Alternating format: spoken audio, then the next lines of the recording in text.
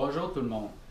Donc pour ceux qui ont décidé de faire un jardin ou pour les autres qui ne sont pas encore certains, j'ai décidé de faire cette vidéo-là pour vous introduire un peu au jardinage puis pour vous guider sur quelle plante choisir, quelle plante on peut faire pousser chez soi. Une des choses les plus importantes à savoir quand on jardine, c'est que chaque chose doit être faite en son temps. Il n'y a aucune raison de stresser.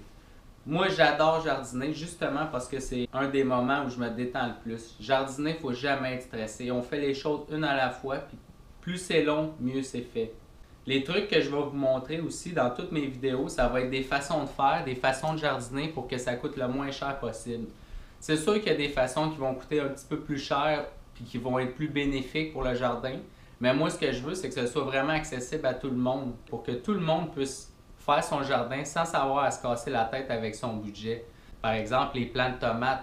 Juste acheter un plant de tomates déjà prêt au centre jardin, ça peut être entre 20 et 30 alors qu'un paquet de graines, un simple paquet de graines de tomates, c'est 2 Puis on peut faire pousser jusqu'à 20 ou 30 plants de tomates.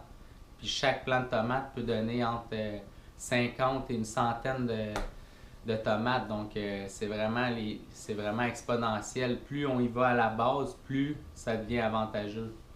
Une autre des choses qui est importante à se rappeler, il faut qu'on aime ce qu'on mange aussi. Donc c'est important de choisir des plantes qu'on aime manger. Pour savoir ce qu'on peut planter à la maison, il faut évidemment déterminer l'espace disponible. Si on est à l'intérieur, il faut déterminer des espaces qui sont devant des fenêtres. Si on a par exemple une chambre d'amis dans laquelle on compte mettre des plantes, mais qu'il n'y a pas de fenêtre ou de lumière, ça ne marchera pas beaucoup. Là. Idéalement, il faut avoir des fenêtres, il faut avoir de l'espace devant des fenêtres qui sont orientées idéalement au sud pour avoir du soleil toute la journée.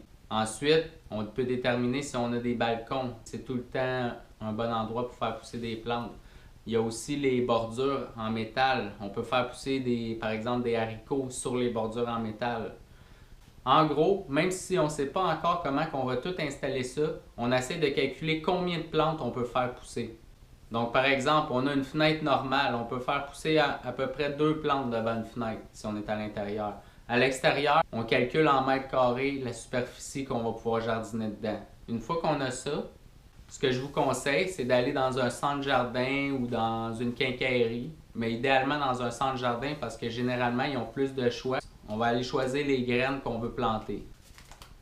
Une fois qu'on a trouvé ce qui nous intéresse, c'est important de différencier. Il y a 3 types de façons de planter des semences.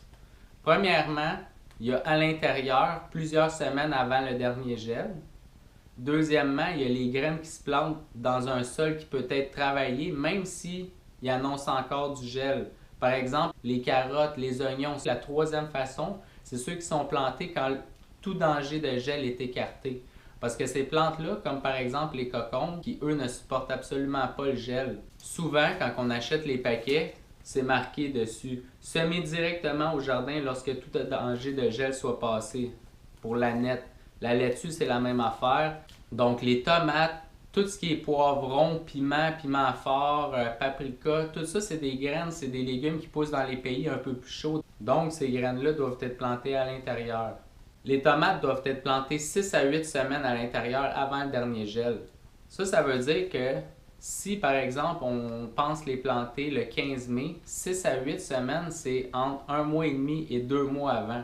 Donc, le 15 mai, ça nous rapporte entre le 15 mars et le 1er avril. Donc, présentement, on est à mi-mars, fait qu'il faut vraiment penser à commencer à semer nos tomates en pot prochainement. Si vous ne savez pas quoi faire pousser, vous voulez quelque chose qui est simple à faire pousser, vous n'avez pas beaucoup de place, vous voulez que ce soit à l'intérieur, c'est sûr que les tomates, ça reste un excellent choix. C'est très productif, ici ça pousse très bien. Il y a aussi les poivrons. Si vous les plantez en pot, les poivrons, ils peuvent être conservés pendant l'hiver. Regardez, moi j'en ai un, puis il me fait présentement un beau poivron mauve. On est présentement au mois de mars. Donc ça, c'est pas pire, c'est quand même assez intéressant, là. Toutes les fines herbes pratiquement poussent très bien à l'intérieur aussi. On peut se faire des bacs à fleurs de laitue. Ça pousse très bien aussi à l'intérieur, sur le rebord d'une fenêtre. Donc, une fois qu'on est allé au magasin et qu'on sait ce qu'on a envie de planter, souvent sur les étiquettes, c'est marqué la grandeur que va atteindre la plante. Par exemple, un plant de tomate peut faire facilement plus d'1 mètre de haut et presque 60 cm de large. Donc, c'est important de bien lire les étiquettes pour savoir combien combien de plants on peut mettre dans l'espace qu'on a. On veut faire pousser 2 plants de tomates. Je vous conseille toujours d'y aller avec 2 espèces différentes. Chaque espèce va réagir différemment dans différentes conditions. Ensuite, on achète aussi un sac de terre. Je vais vous faire une autre vidéo pour vous expliquer plus précisément quelle terre choisir, mais pour commencer, vous pouvez vous informer au personnel pour savoir quelle terre choisir pour vos semences. Donc, une fois qu'on a acheté ça, on s'en va à la maison puis on se prépare à saler les mains.